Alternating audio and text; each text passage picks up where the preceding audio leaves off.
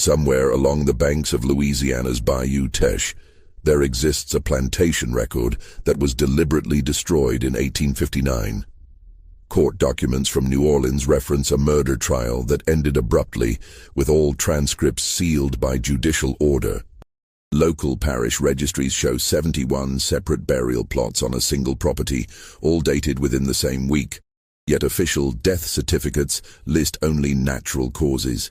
For over a century and a half, one name has been whispered in the darkness of Louisiana's sugarcane fields, a name that represents both unspeakable cruelty and shocking vengeance.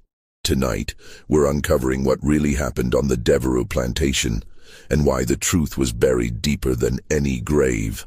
Before we continue with the story of Patience Devereaux and the girl who destroyed everything he built, I want to hear from you. Hit that subscribe button and drop a comment telling me what state or city you're listening from. Are you brave enough to hear what comes next? Let's find out together. The truth begins not with violence, but with a bill of sale. St. Landry Parish stretched across the fertile Louisiana lowlands like a patchwork quilt of wealth and suffering.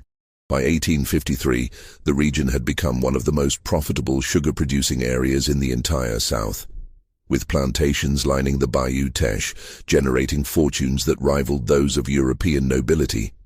The town of Opelousas served as the parish seat, a bustling community of approximately 3,000 souls, planters, merchants, overseers, and the enslaved people who made their prosperity possible. Among the plantation owners, Patience Devereaux stood out not for his wealth, which was considerable, but for his peculiar reputation. A third-generation planter whose family had arrived from France in the 1760s, Patience, named for a Puritan ancestor on his mother's side, had inherited Belle Ombre Plantation at the age of 28, following his father's death from yellow fever. Now 42 years old, he ran his 300-acre sugar operation with what neighbors diplomatically called exacting standards. The Devereaux plantation house rose 3 stories above the Louisiana mud, its white columns gleaming in the subtropical sun. 73 enslaved people worked the property, in the fields, the sugar mill, the house, and the various outbuildings that made up the complex machinery of plantation life. The property was profitable, producing nearly 200 hogsheads of sugar annually, enough to maintain Devereaux's position among the parish's elite planters. But Belle Ombre harbored a secret that even the most callous of Devereaux's fellow planters would have found disturbing. Devereaux himself cut an imposing figure, tall and lean, with the kind of angular features that suggested aristocratic breeding. He dressed impeccably, favoring dark suits even in Louisiana's oppressive heat, and maintained a neat beard in the French style. He was educated, having spent 2 years studying in New Orleans, and could quote extensively from both the Bible and various classical texts. He attended church every Sunday at St. Landry Catholic Church, sitting in the Devereaux family pew that his grandfather had purchased in 1791. His wife, Claudette, had died in childbirth 7 years earlier, along with their infant son. Since then, Devereaux had lived alone in the big house, attended by a rotating staff of house servants who, neighbors noticed, rarely lasted more than a few months before being transferred to fieldwork or sold away entirely. The spring of 1853 brought changes to Belle Ombre. In March, a slave trader named Rufus Gaines arrived from Mobile with a coffle of 22 enslaved people, recently imported through the illegal but thriving interstate trade. Among them was a girl of approximately 14 years, though her exact age would never be firmly established. The trader's manifest listed her simply as Negro girl, field hand, healthy stock. She had been born somewhere in Virginia, separated from her mother at age 7 when the estate she belonged to was liquidated to pay debts. Since then, she had passed through 5 different owners, moving steadily southward through the domestic slave trade, each sale taking her further from anything she had known. By the time she reached Louisiana, she had learned to keep her eyes down, her voice silent, and her thoughts hidden behind a mask of compliance. Devereaux purchased her for $800, a significant sum that raised eyebrows among the other planters present at the sale. Field hands typically sold for $500 to $600. But Devereux had specific requirements, and this girl met them precisely. Young, strong enough for work, but small-framed and isolated, with no family connections on any nearby plantation. The bill of sale listed her as Clara, though she would later claim this was not her true name, merely the latest in a series of names given to her by successive owners, each one stripping away more of who she had been. What happened next would transform her into something else entirely. Clara's first month at Bel Hombre passed in the rhythm common to plantation life. She was assigned to the big house, initially working in the kitchen under the supervision of Aunt Rachel, an older woman who had served the Devereux family for 30 years. The work was demanding, rising before dawn to prepare breakfast, maintaining fires, cleaning, washing, and 100 other tasks that kept the household running. But Clara quickly sensed something wrong in the atmosphere of Bel Hombre. The other house servants moved with a particular kind of tension, their eyes darting toward Devereux whenever he entered a room. Conversation stopped abruptly when he approached.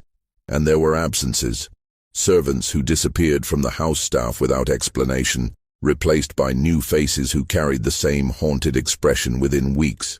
Aunt Rachel tried to warn her, in the careful, coded language that enslaved people use to communicate dangerous truths. Master Devereux, he got particular ways, she said one evening as they scrubbed pots in the kitchen house. You mind yourself, child. Keep your head down, do your work. Don't never give him cause to notice you special. But it was already too late. On a humid night in late April, Devereux summoned Clara to his study. The room smelled of tobacco and old leather, lit by oil lamps that cast wavering shadows across walls lined with books. Devereux sat behind a massive desk of imported mahogany, his face impassive as he regarded her. You can read, can't you? He asked. The question was dangerous. Literacy among enslaved people was illegal in Louisiana, punishable by whipping or worse.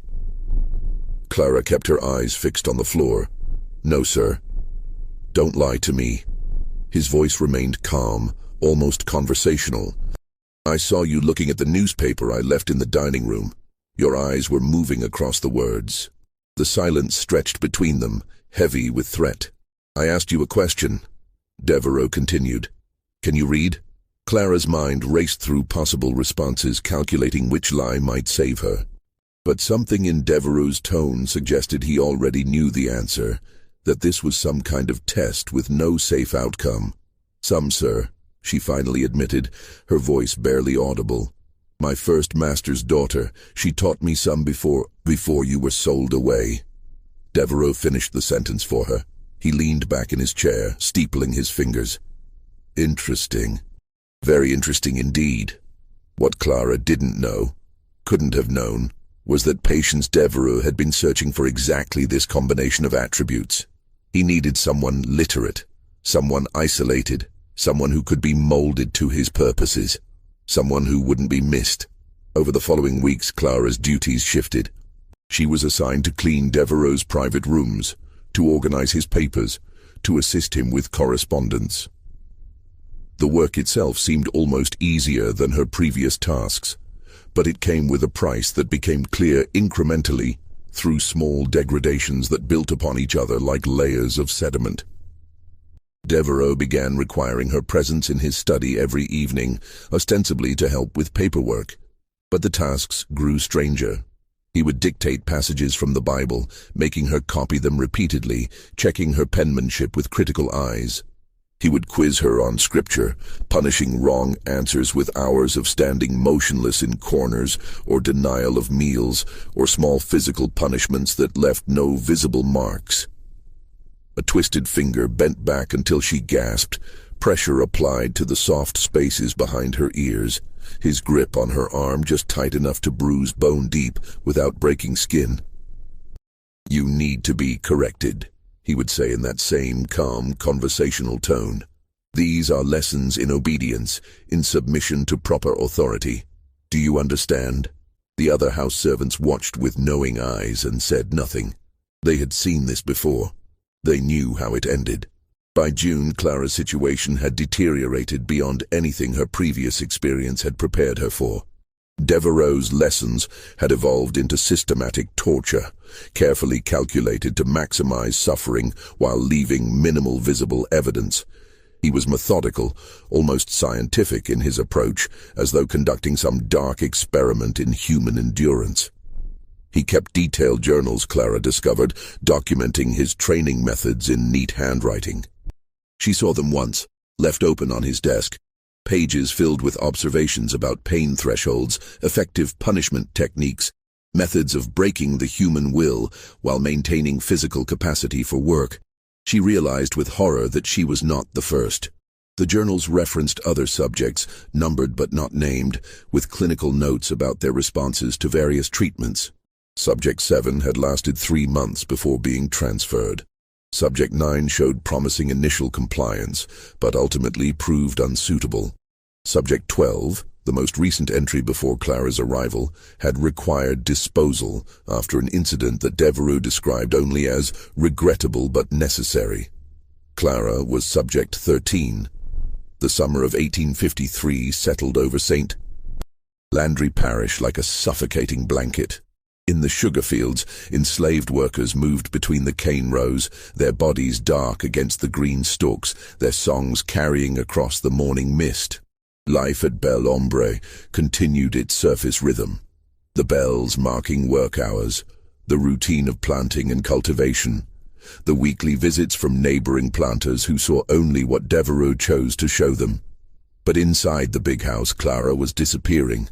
Not physically, Devereaux was too clever for that.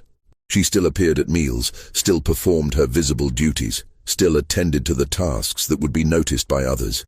But piece by piece, something essential was being carved away from her, removed with the precision of a surgeon's knife.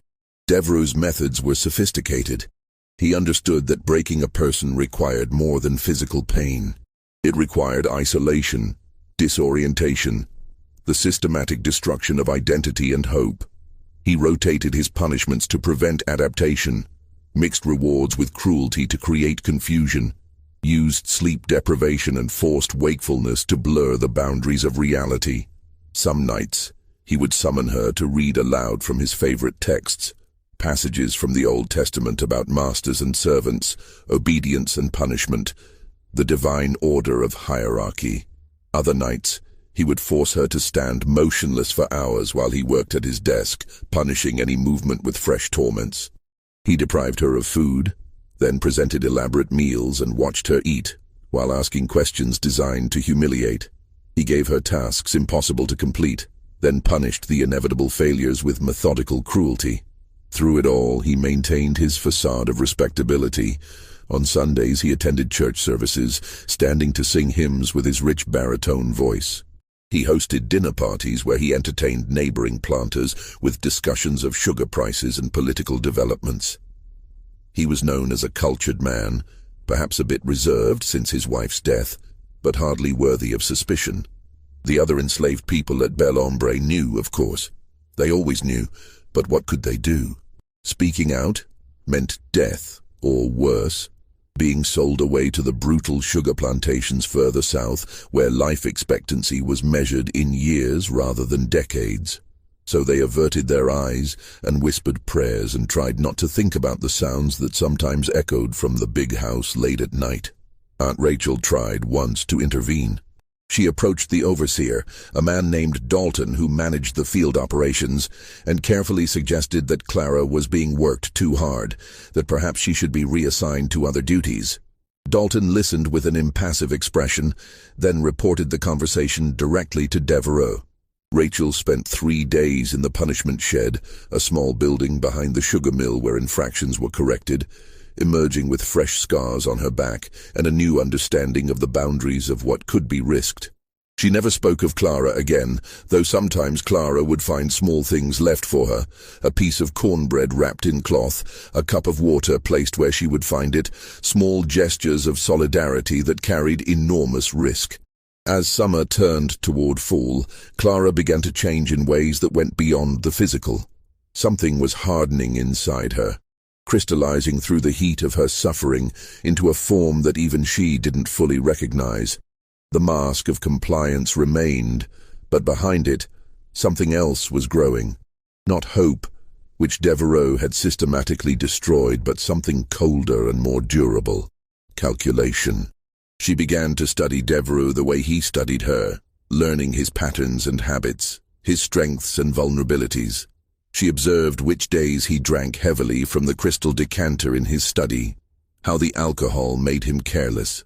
She noticed that he kept the key to his private rooms on a chain around his neck, but that he removed it before sleeping. She learned the layout of the house with the detailed precision of someone planning an escape, counting steps in the darkness, memorizing the locations of loose floorboards and squeaking hinges. She also began to understand the full scope of what Devereux had been doing. Through careful observation and pieced together fragments of overheard conversation, she realized that she was far from his first victim. Over the past decade, at least a dozen enslaved people, always young, always isolated, always purchased from distant sellers, had passed through his hands and disappeared. Some had been sold away, their spirits broken. Others had died, their deaths attributed to disease or accident. One, the girl who had preceded Clara by only 4 months, had been found drowned in the bayou. Her death ruled a suicide despite the suspicious circumstances. The truth, Clara was discovering, would have shocked even the hardened planters of St. Landry Parish. If you're finding this story as disturbing as it is compelling, hit that like button and leave a comment with your thoughts. What would you have done in Clara's position? Let's find out together what happened next.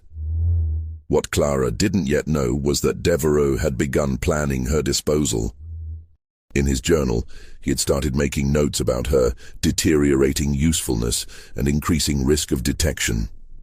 He had already contacted the trader Rufus Gaines about potential buyers in the Deep South, places where questions wouldn't be asked and records wouldn't be kept.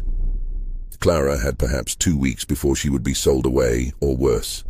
October arrived with its deceptive coolness, the brutal heat of summer giving way to temperatures that made fieldwork almost bearable. The sugarcane stood tall and ready for harvest, and Bel-Ombre prepared for the grinding season, the most intense and profitable period of the plantation year, when the cane would be cut and processed into raw sugar in a round-the-clock operation that would consume everyone's energy for weeks. Devereux's mood had shifted in ways that Clara recognized as dangerous. He had become almost jovial, sometimes humming to himself as he worked at his desk. He had also become less meticulous in his torments, as though his attention had moved beyond her to some future prospect. She understood why, when she overheard a conversation between Devereux and his overseer in early October.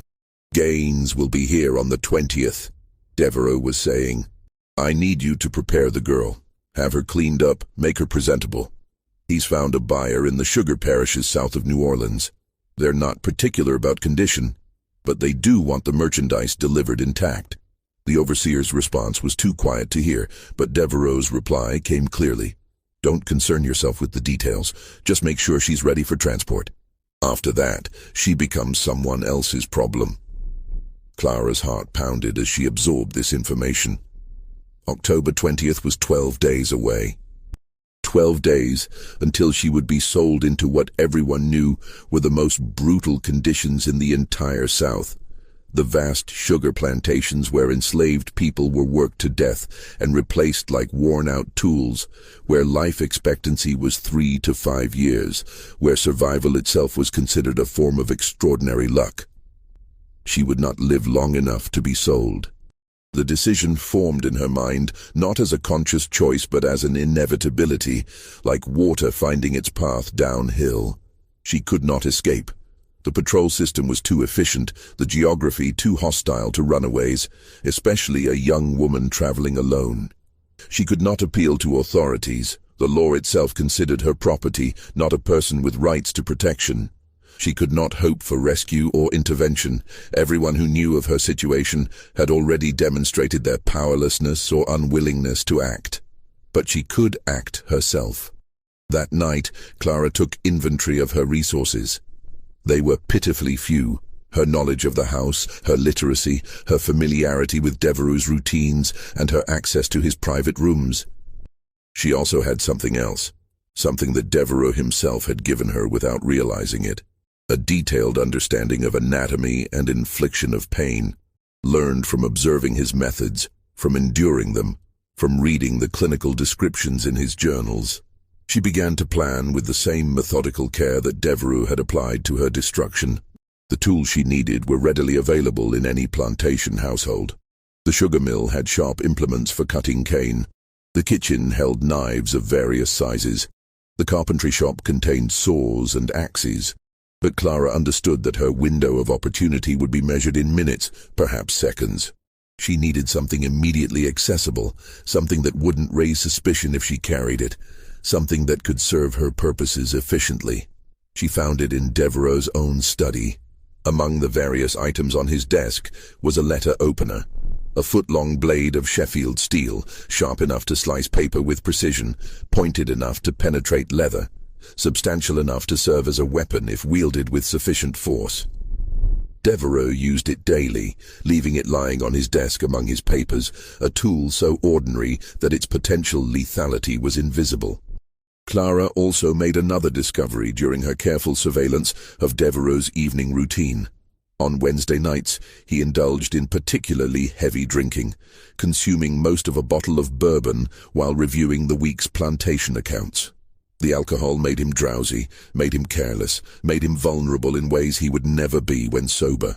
Wednesday, October 14th, 6 days before she was scheduled to be sold away, would be her only chance. The days leading up to October 14th passed with excruciating slowness. Clara moved through her routine with mechanical precision, her mind operating on 2 levels simultaneously, performing her duties while constantly reviewing her plan, searching for flaws, calculating probabilities, preparing for contingencies. She was terrified.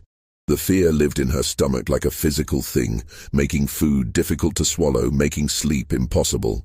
But underneath the fear was something else, something that burned with a cold, steady flame.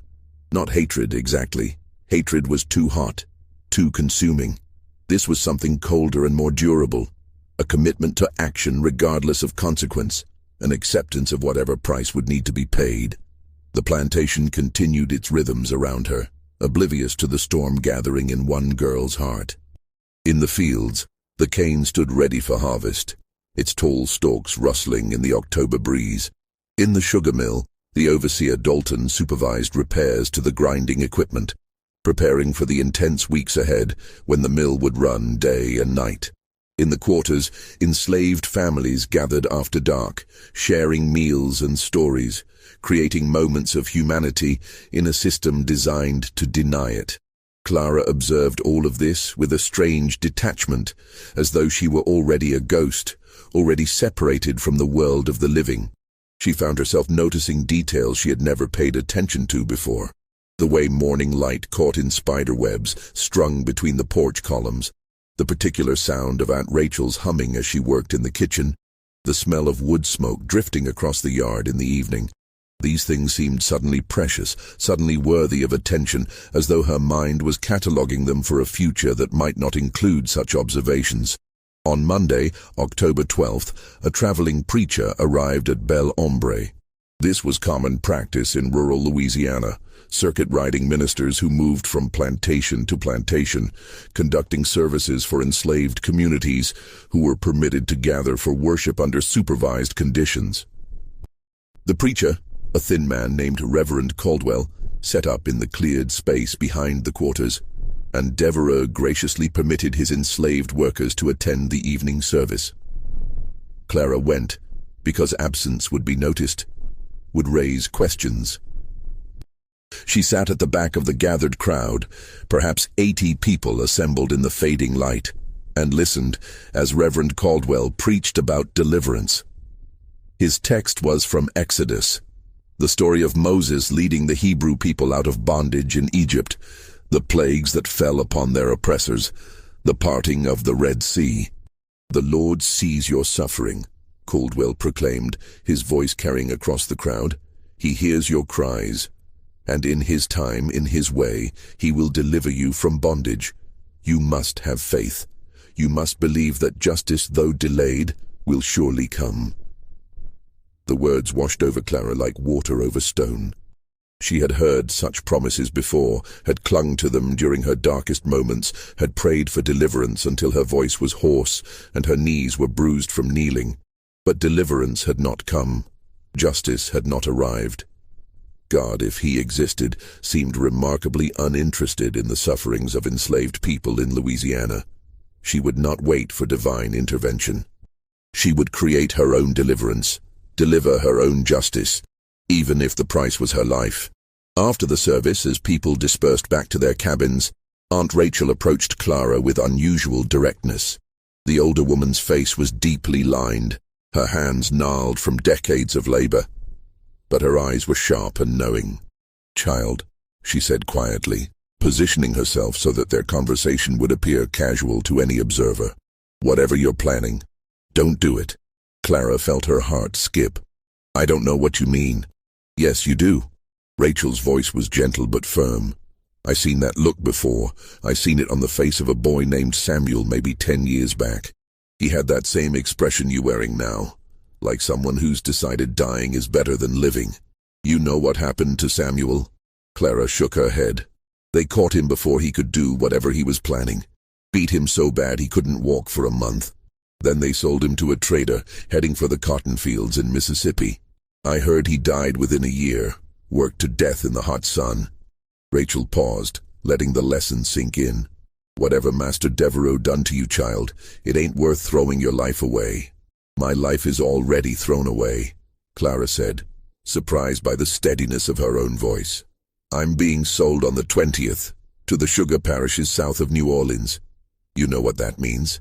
Rachel's expression shifted, genuine distress crossing her weathered features. "Oh, child, no, not there. So tell me, Aunt Rachel, what's the difference between dying quickly and dying slowly? At least one way I get to choose. At least one way I get to take something with me when I go." The older woman was silent for a long moment, her eyes searching Clara's face. Then, slowly, she nodded. "I can't stop you, I know that. But I can tell you this, if you're gonna do what I think you're gonna do, you make sure you finish it. Don't leave him alive to tell what happened. Don't give him chance to hurt nobody else, you understand?" "I understand." Rachel reached out and squeezed Clara's hand, a gesture so brief that anyone watching would have missed it. "May the Lord have mercy on your soul, child, and may he have none on his." Then she was gone, disappearing into the darkness between the cabins, leaving Clara alone with her thoughts and her terrible resolution.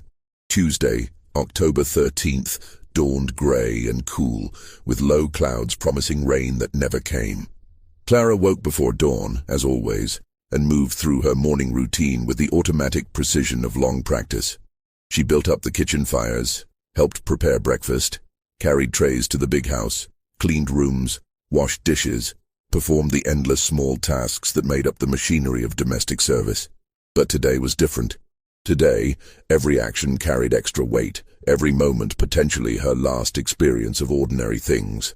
She found herself paying attention to sensations she normally ignored, the texture of linen under her fingers as she folded laundry, the warmth of sun breaking through clouds to touch her face, the taste of the small piece of cornbread she ate for lunch. In the afternoon, Devereaux summoned her to his study for what she recognized, with grim clarity, would be his final session of torment before she was sold away. She climbed the stairs to the second floor, walked down the hallway past the portraits of Devereaux ancestors staring down with painted eyes, and knocked on the study door. "Enter," his voice called. The room was exactly as it always was, orderly, scholarly, deceptively civilized. Books lined the walls, their leather spines gleaming in the afternoon light filtering through tall windows. Devereaux's desk dominated the center of the room, its surface covered with neat stacks of papers, ledgers, correspondence. The crystal decanter of bourbon sat in its usual place, along with 2 glasses. Oil lamps waited to be lit when evening came. Devereaux sat behind his desk, dressed impeccably as always in a dark suit and crisp white shirt. He looked up as Clara entered, his expression mild, almost pleasant. "Ah, Clara, come in. Close the door. Sit down." He gestured to the straight-backed chair positioned before his desk, the chair where Clara had spent so many hours enduring his particular brand of education. She sat, keeping her eyes downcast in the posture of submission he demanded. "I want to talk to you about your future," Devereux began, steepling his fingers in a gesture she had come to know well. "Mr. Gaines will be arriving in a few days to complete your transfer to new ownership. I thought you might have questions about what to expect." This was new. Devereux had never before shown interest in explaining or justifying his decisions. The novelty of it was almost surreal. "I have no questions, sir," Clara said quietly. "No? You're not curious about where you're going, what kind of work you'll be doing?" Devereux's tone was conversational, almost friendly. This, Clara understood, was part of his psychological method, the unpredictable shifts between cruelty and kindness, keeping his subjects off balance, never certain what to expect. "No, sir." He studied her for a moment, his eyes sharp despite the mild expression. "You're lying. You know exactly where you're going. The sugar parishes, the places where they grind up workers like cane stalks, where 5 years is considered a long life. You're terrified, aren't you?" Clara said nothing. "It's all right to admit fear," Devereux continued. "Fear is rational. Fear is appropriate. What you should fear most, however, is not the future but the possibility of trying to avoid it. Do you understand what I'm saying, Clara?" He was warning her not to try to escape, not to try to resist, not to try anything that would make him escalate his response. The warning itself was almost gentle, which made it more terrifying than any explicit threat. "I understand, sir." "Good." Devereux leaned back in his chair, seemingly satisfied. "You've been a challenging subject, Clara. Not as compliant as some, but more resilient than most. I'll miss our evenings together in a way. But all experiments must eventually conclude, and I find myself eager to begin fresh work with new material." He paused, pouring himself 2 fingers of bourbon from the crystal decanter, sipping it slowly. "Do you hate me, Clara?" The question was a trap. Either answer would displease him, would earn fresh punishment. But Clara found herself responding with unexpected honesty. "No, sir." And it was true. She didn't hate him. Hatred implied a relationship, an emotional connection, a recognition of shared humanity. What she felt toward Patience Devereux was something far colder, an absolute determination that he should cease to exist, delivered with the emotional investment of someone deciding to exterminate vermin. Devereux seemed pleased by her answer, missing entirely the truth behind it. "Good," he said. "Hatred clouds judgment. Submission requires clarity of mind and purity of obedience. You're learning, even at this late stage." He paused again, swirling the bourbon in his glass, watching the amber liquid catch the light.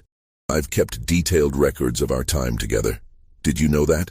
Observations, measurements, assessments of technique and result. Quite fascinating, really. The human capacity for adaptation, for endurance, for survival even under the most adverse conditions. You've contributed to a body of knowledge that might someday prove valuable." Clara listened to this with a strange detachment. He was describing her suffering as research, her pain as data, her existence as nothing more than experimental material. It should have provoked some response, rage, disgust, despair. But she felt nothing except the cold certainty of what would happen tomorrow night. "You may go," Devereux said finally, dismissing her with a wave of his hand. "Get some rest. Mr. Dalton will want you looking presentable when Mr. Gaines arrives." Clara stood, curtsied in the manner he required, and left the study. She walked down the hallway, down the stairs, through the house to the kitchen, moving like a mechanism wound tight and counting down to release. Aunt Rachel was alone in the kitchen, preparing vegetables for the evening meal. She looked up as Clara entered, her eyes asking questions that couldn't be spoken aloud. Clara nodded once, a tiny movement that conveyed everything. Rachel closed her eyes briefly, her lips moving in what might have been prayer. Then she returned to her work, her knife moving through carrots with steady precision, and Clara understood that no more would be said between them. Some things went beyond words, beyond advice, beyond anything except silent witness. That evening, Clara lay on her pallet in the small room off the kitchen where she slept, staring at the ceiling in the darkness. Around her, the house settled into its nighttime rhythms. The distant sounds of the overseer making his rounds, the murmur of voices from the quarters beyond the yard, the creak of wood and whisper of wind. She should sleep. She would need all her strength for what was coming, but sleep was impossible. Her mind too active, too full of scenarios and possibilities and calculations. She thought about her mother, whom she barely remembered. A soft voice singing in the darkness, warm arms holding her. A face that had faded to nothing more than impression and longing. She thought about the 7-year-old girl she had been, standing on an auction block in Virginia, trying not to cry as strange white men examined her teeth and felt her arms and discussed her value in voices that treated her as an object, not a person. She thought about all the owners who had followed, each one stripping away another layer of who she had been until she could no longer remember her real name, the name her mother had given her. The name that had connected her to family and history and identity. Who was she now? Not Clara. That was just another name imposed by ownership. Not even fully human anymore, at least not in the eyes of the law, not in the eyes of the society that permitted and profited from her bondage. But tomorrow night she would become something. Someone. A person who had acted, who had chosen, who had refused to be passive in the face of her own destruction. It wasn't much. It probably wasn't enough. But it was what she had. The hours until dawn passed with excruciating slowness. Clara must have dozed eventually, because she woke to the sound of the plantation bell ringing the call to morning labor, grey light filtering through the single window of her room. Wednesday, October 14th. Her last day as Clara. Her last day as anything. She rose, dressed in her work clothes, and began her final day at Bel Ombre. The morning passed in a blur of activity. Clara moved through her tasks with mechanical efficiency, her body performing familiar actions while her mind remained elsewhere, counting down hours and then minutes to the moment that would change everything. Breakfast preparation, cleaning the dining room, carrying water, sweeping floors, washing dishes. The endless cycle of domestic labor that had defined her existence for as long as she could remember. At midday, she ate a small meal of cornbread and beans, forcing herself to swallow despite the knot of tension in her stomach. She would need energy. She would need strength. She could not afford weakness. In the afternoon, she found herself alone in Devereux's study during her routine cleaning. The room was empty, Devereux having gone to inspect the sugar mill with his overseer. This was her opportunity. The letter opener lay on his desk among various papers and correspondence, its Sheffield steel blade catching the afternoon light. Clara had cleaned around it 100 times, had polished its brass handle, had never considered it as anything except another piece of the room's furnishings. Now she saw it differently. She saw its length, a full foot from tip to handle. She saw its weight, substantial enough to penetrate leather or heavy cloth. She saw its edge, sharp enough to slice through paper with precision, sharp enough to cut flesh if wielded with force. She picked it up, testing its balance, feeling how it fit in her hand. It was heavier than she expected, more substantial, more real. This was not an abstraction anymore. This was a weapon. This was the tool that would transform intent into action. Her heart hammered in her chest as she made her decision. She couldn't wait until evening to secure it. If Devereux noticed its absence before then, everything would be ruined. But carrying it on her person all afternoon was risky. If she was searched for any reason, if it was discovered, she made her choice. Carefully, she wrapped the letter opener in a cleaning cloth, then tucked it into the deep pocket of her work dress, arranging the fabric so that the shape wouldn't be obvious to casual observation. The weight of it pulled at her pocket, a constant reminder of what was coming, of what she was about to become. She finished her cleaning, left the study, and moved through the rest of the afternoon with the letter opener pressed against her thigh through layers of cloth, its presence a secret weight that only she knew about. Evening came. The sun sank toward the horizon, painting the sky in shades of orange and red that seemed almost obscenely beautiful. Clara helped prepare dinner, served Devereux his meal in the dining room, cleared the dishes afterward, moved through her routine while the knife in her pocket waited, patient and cold. At 8 o'clock, Devereux retired to his study as was his Wednesday custom. Through the closed door, Clara could hear familiar sounds. The clink of glass on glass as he poured bourbon, the creak of his chair, the rustle of papers as he worked through plantation accounts and correspondence. She waited in the hallway outside, her back against the wall, one hand in her pocket wrapped around the letter opener's handle. Her heart was beating so loudly, she was certain everyone in the house must hear it. Certain that someone would discover her lurking here and demand to know what she was doing. But no one came. The house was quiet, except for distant sounds from the kitchen and quarters, the ordinary noises of evening at Belle Ombre. Time passed with strange elasticity, seconds stretching into minutes, minutes compressing into moments.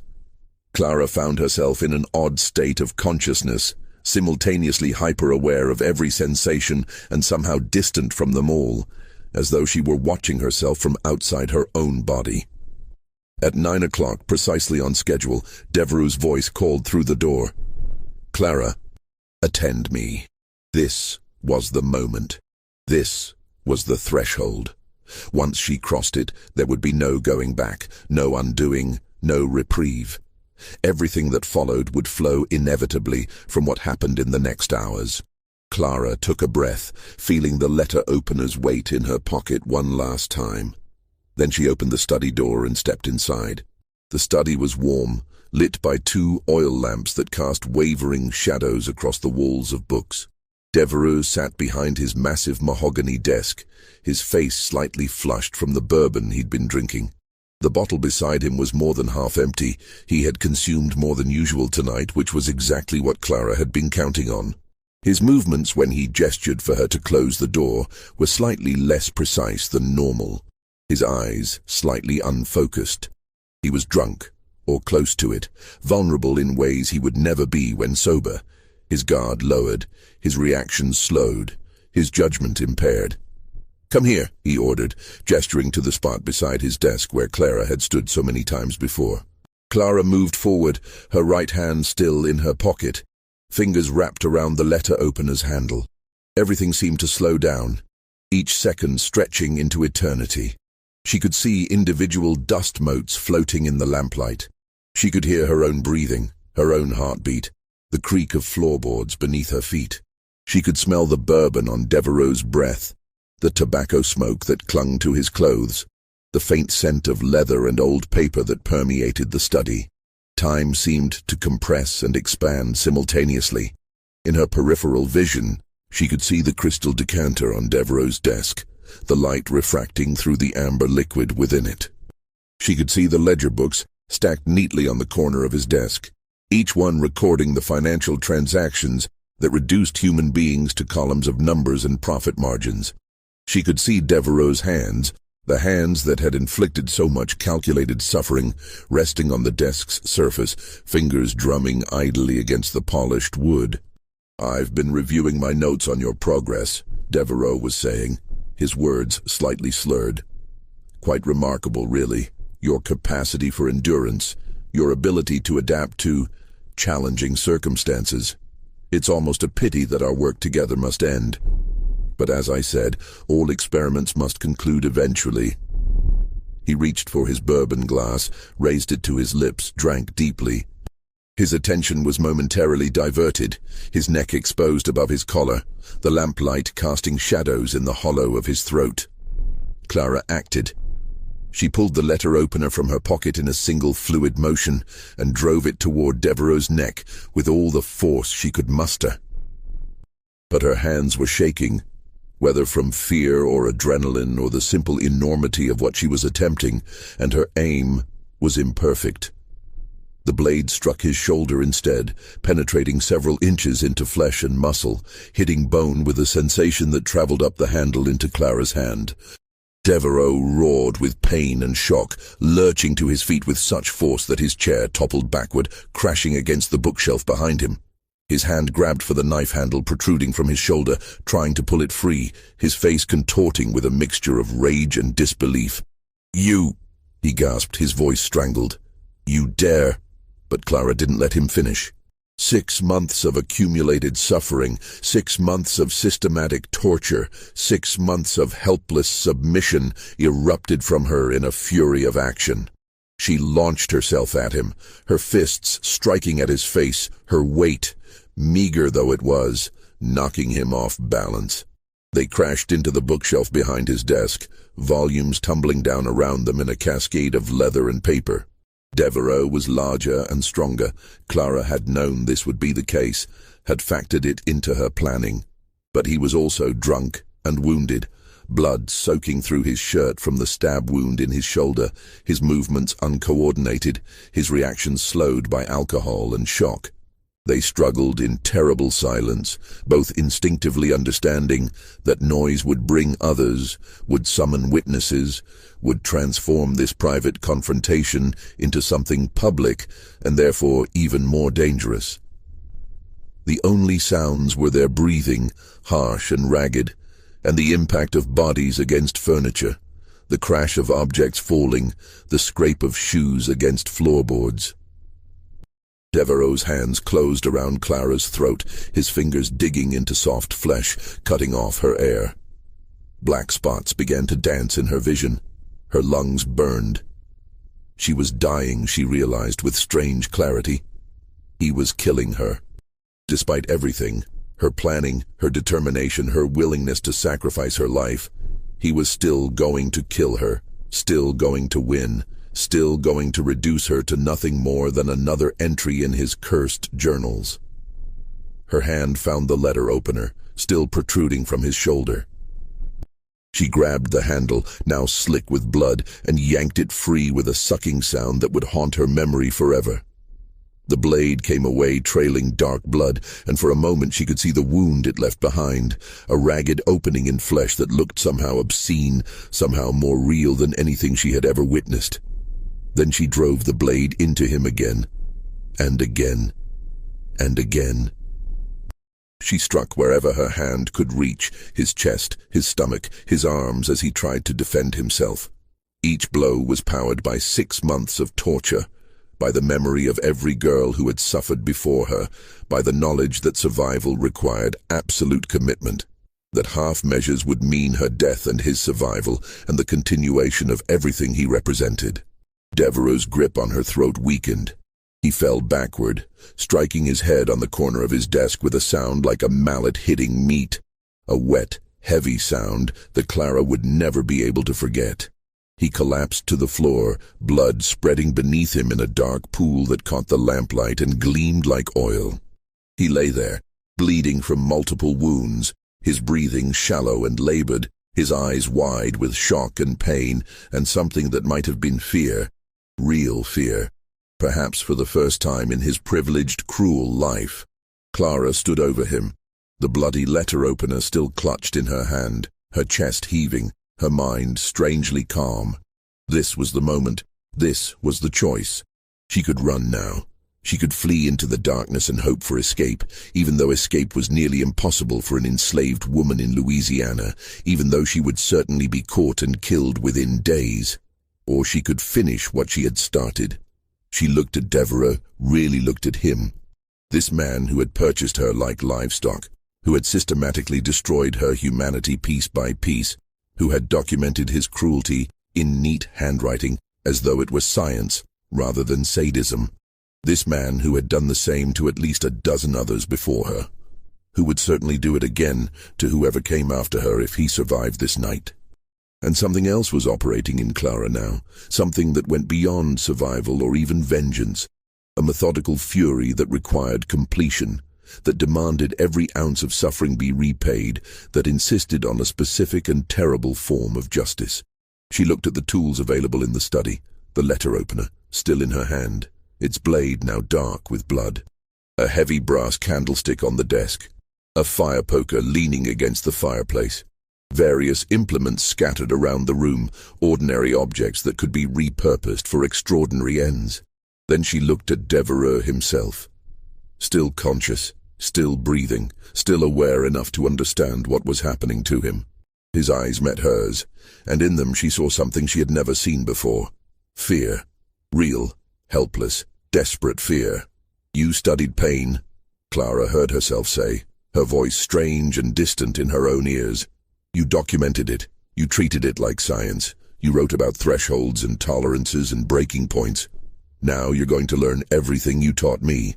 What followed would shock even the most hardened observers of plantation violence, would create a legend that would persist for generations, would transform Clara from victim into something else entirely, something that represented both the absolute depths of human cruelty and the absolute limits of human endurance. Clara made a decision in that moment, a decision that was both calculated and emotionally driven, both rational and insane. She would not simply kill Patience Devereux. She would dismantle him. She would reduce him to components. She would treat him the way he had treated her, as raw material for experimentation, as an object rather than a person, as something to be studied and documented and ultimately discarded. She began methodically, using the letter opener and other tools she found in the study.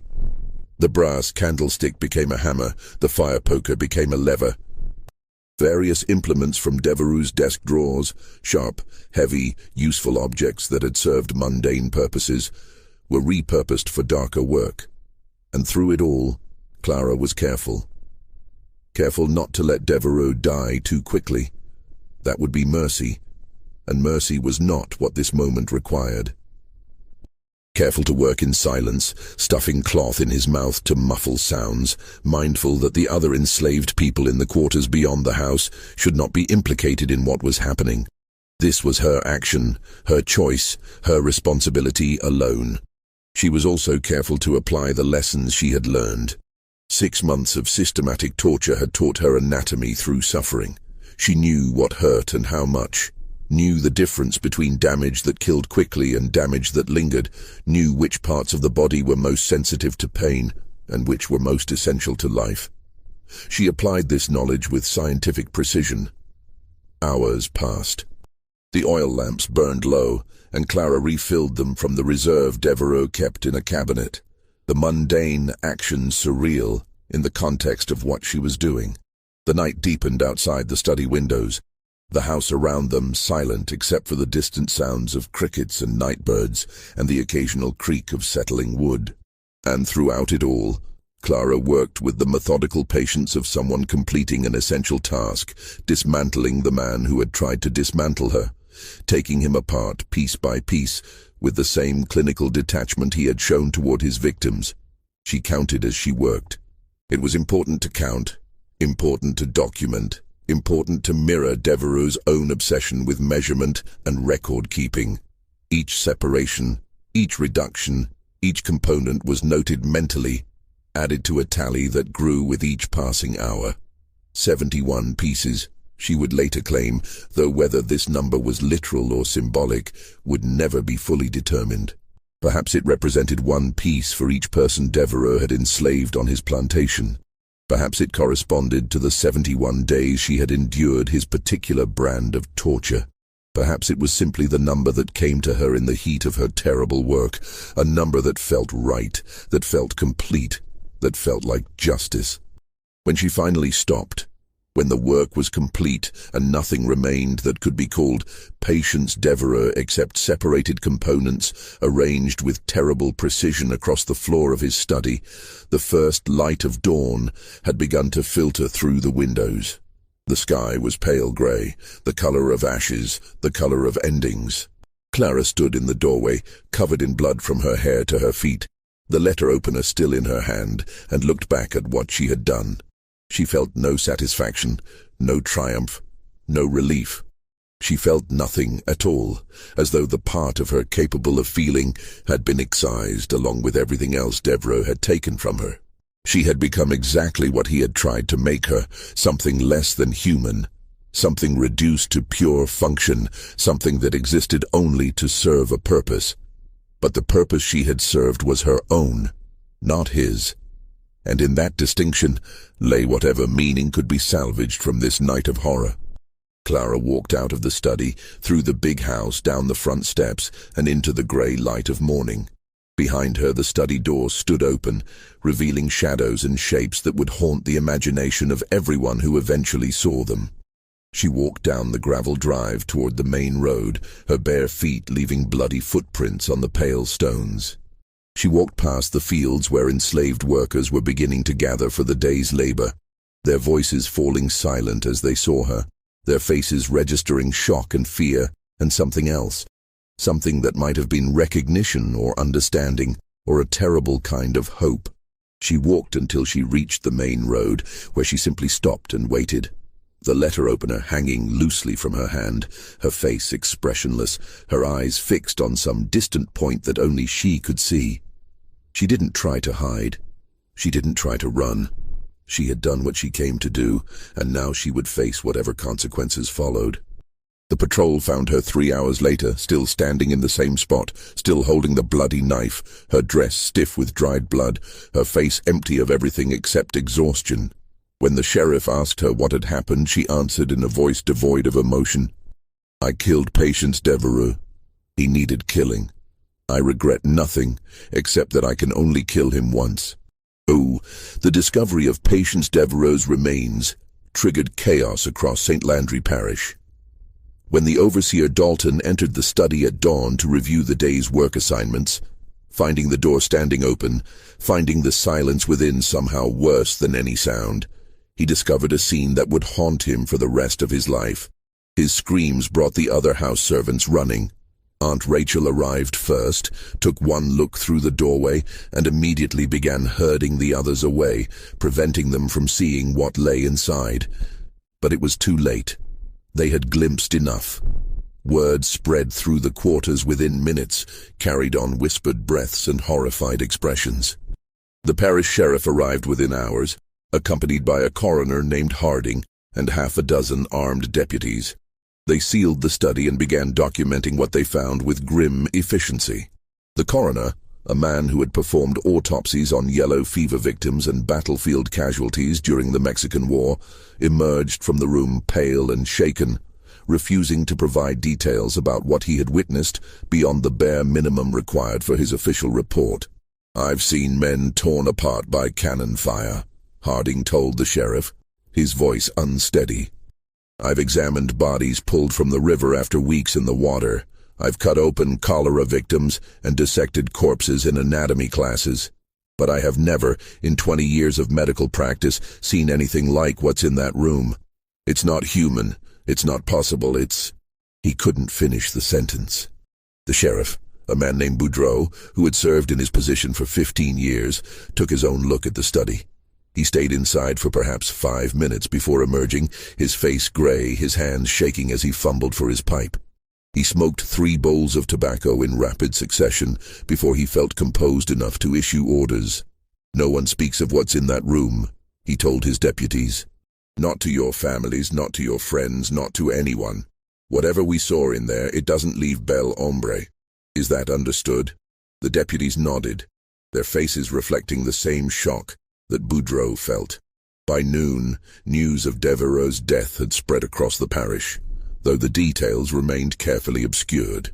The official story, released by Sheriff Boudreau after consultation with the parish judge and several prominent planters, stated only that Patience Devereaux had been murdered by an enslaved woman in his household who was subsequently apprehended by authorities.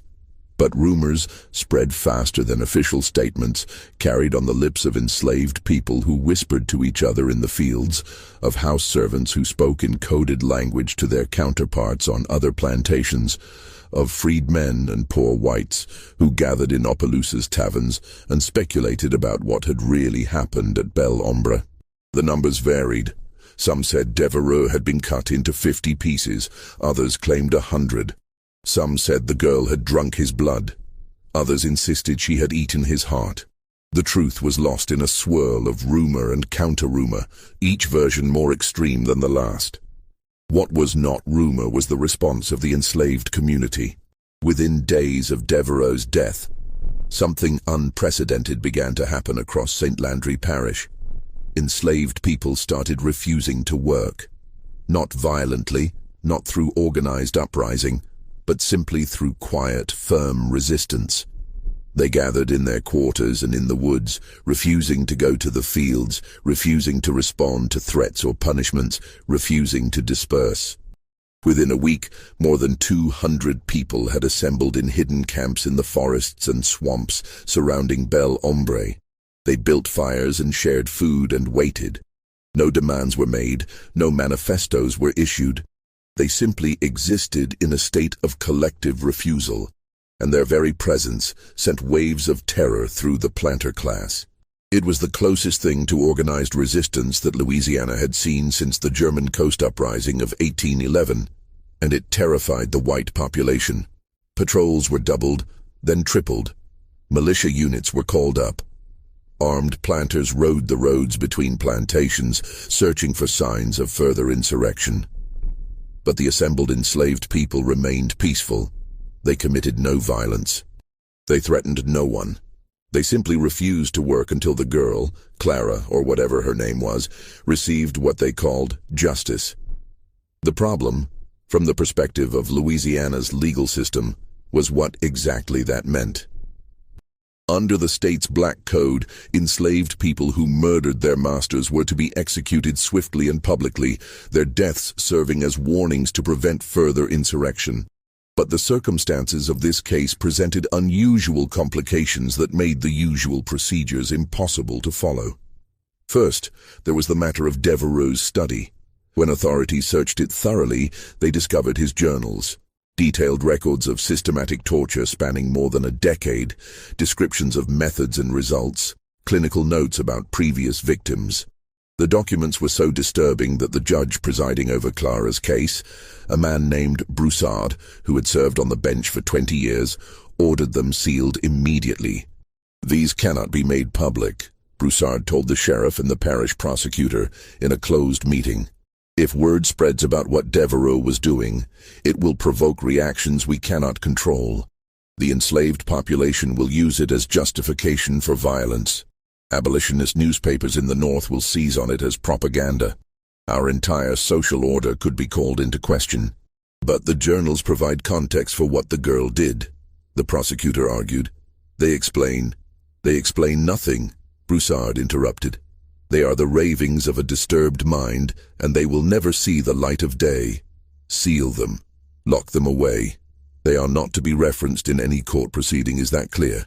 So the journals were removed from evidence, placed in a sealed box, and stored in the parish courthouse vault, where they would remain, officially at least, for the next century and a half. Second, there was the question of how Clara had accomplished what she did. The physical evidence suggested a sustained assault lasting hours, requiring strength and determination that seemed implausible for someone of her size and condition. Medical experts brought in to examine the study were baffled by the precision of what had been done, the apparent anatomical knowledge required, the sheer physical endurance necessary to complete such work. "It's not possible," one doctor insisted. "A girl of her size and strength simply could not have done this alone. There must have been others involved, multiple assailants working together." But Clara, when questioned, maintained that she had acted alone. "No one helped me," she stated flatly during her one and only interrogation. "No one knew what I was planning. This was my choice and mine alone. I will not allow others to be punished for my actions." Third, and most troubling for the parish authorities, was the continued presence of the assembled enslaved people in the forests and swamps. They showed no signs of dispersing. If anything, their numbers were growing as word spread to neighboring parishes. And while they remained peaceful, their very existence represented a challenge to authority that could not be allowed to stand.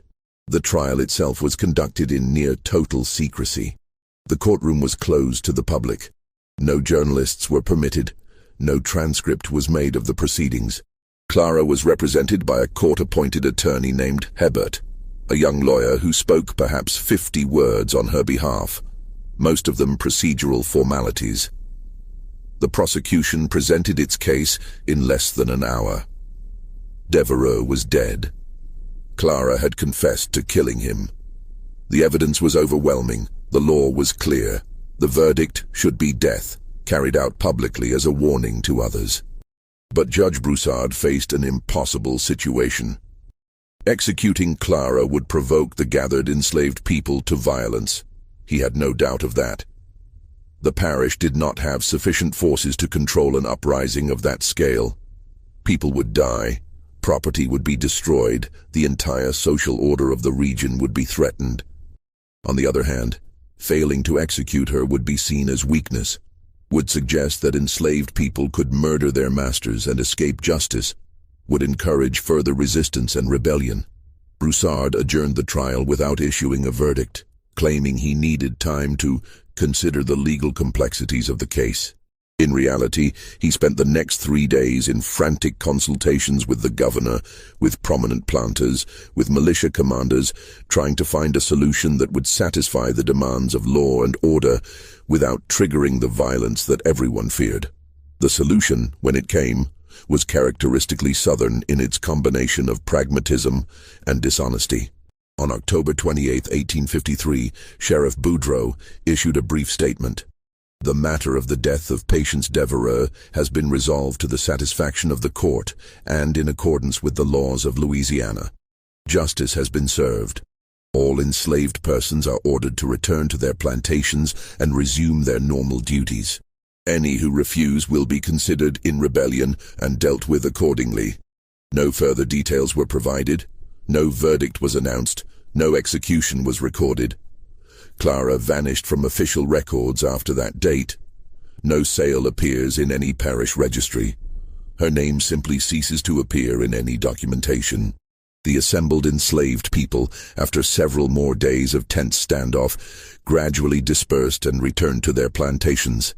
No violence occurred. No arrests were made. Life in St. Landry Parish slowly returned to its normal rhythms, though an undercurrent of tension would persist for years. What actually happened to Clara became the subject of endless speculation and rumor. Some claimed she had been sold to a plantation in Texas, her identity obscured to prevent her from becoming a martyr. Others insisted she had been quietly executed and buried in an unmarked grave in the woods behind Belle Ombre. A few whispered that she had been helped to escape by abolitionists, smuggled north through the Underground Railroad to freedom in Canada. There was even a persistent rumor, never confirmed but never entirely dispelled, that Judge Broussard had made a deal with certain powerful interests, that Clara had been purchased by agents working for northern abolitionists, that money had changed hands, that she had been transported out of Louisiana under cover of darkness to live out her days in freedom somewhere far from the scenes of her crime. The truth, like so much else about this case, was deliberately obscured, hidden behind layers of official silence and unofficial myth-making. What is known is this. Belle Ombre Plantation was sold at auction in December 1853, purchased by a consortium of planters who divided the property among themselves. The big house was demolished the following spring, its materials salvaged or burned, the site left empty. Within 5 years, the Louisiana forest had begun to reclaim the land, vines and undergrowth covering what had once been manicured grounds and cultivated fields. The 71 burial plots mentioned in parish records, discovered by workers clearing the grounds after the auction, were never adequately explained. Official documents claimed they contained victims of a yellow fever outbreak, though no such epidemic was recorded in St. Landry Parish during 1853 or 1854. The plots were shallow, hastily dug, and contained no coffins or markers. Local historians who later researched the matter found no death certificates, no names, no explanation for why so many people would have been buried on the same property within the same week. Some speculated they were not graves at all, but rather holes dug by authorities searching for evidence, though evidence of what was never clarified. Others believed they represented something more symbolic, perhaps 71 separate sites where parts of Devereux had been buried, each piece interred individually in some grim memorial to Clara's methodical vengeance. Or perhaps they marked the number of people Devereux had tortured and killed over his years of systematic cruelty, victims whose deaths had been disguised as disease or accident, or simply erased from record. The truth was never officially established, and after a few years, the question ceased to be asked. In the decades that followed, the story of Clara and Patience Devereux became legend, then myth, then a whispered tale told in the quarters of Louisiana plantations. Among enslaved communities, she became a folk hero. Her name, or the name she had been given, since her real name was never known, invoked as a reminder that even the most powerless person possessed the capacity for resistance, that cruelty could breed consequences, that the human spirit could not be entirely broken no matter how systematic the attempt. Among the planter class, she became a cautionary tale, rarely spoken of directly, but always present as a reminder that absolute power was never quite as absolute as it seemed, that treating enslaved people with excessive cruelty could provoke reactions that threatened the entire system on which their wealth and comfort depended. The sealed journals remained in the parish courthouse vault, officially forgotten, but occasionally rediscovered by curious clerks or historians, who were then quickly warned away from examining them too closely. Some claimed to have read portions before being stopped, reporting content so disturbing that they refused to provide details. Others insisted the journals had been destroyed decades ago, that the sealed box in the vault contained nothing but ashes and dust. The Civil War came and went. Slavery ended through federal force rather than internal collapse. Louisiana entered its long, brutal period of Reconstruction and Jim Crow, violence and resistance continuing in new forms under new names. The story of Clara faded from public memory, preserved only in oral traditions and in sealed documents that few people knew existed and fewer still were permitted to see. But in certain corners of St. Landry Parish, in certain communities with long memories, the story persisted. Older people would tell younger ones about the girl who had killed the master, who had refused to die quietly, who had taken her vengeance with methodical precision and transformed her suffering into something that could not be ignored or forgotten. Whether she lived or died, whether she found freedom or remained in bondage until emancipation, whether she ever reclaimed her true name or remained Clara forever, these questions were never answered with certainty. What remained was the undeniable fact of what she had done. On the night of October 14, 1853, a young woman subjected to unspeakable cruelty had refused to accept that suffering as her fate. She had acted knowing that action meant almost certain death, choosing violence not from madness, but from a cold calculation that her life was already forfeit and therefore had nothing left to lose. The number 71, whether literal or symbolic, whether referring to pieces of a dismembered body or years of accumulated victims or burial plots, or some other meaning entirely, became attached to her story permanently. 71 pieces of a man who had tried to break her. 71 responses to months of systematic torture.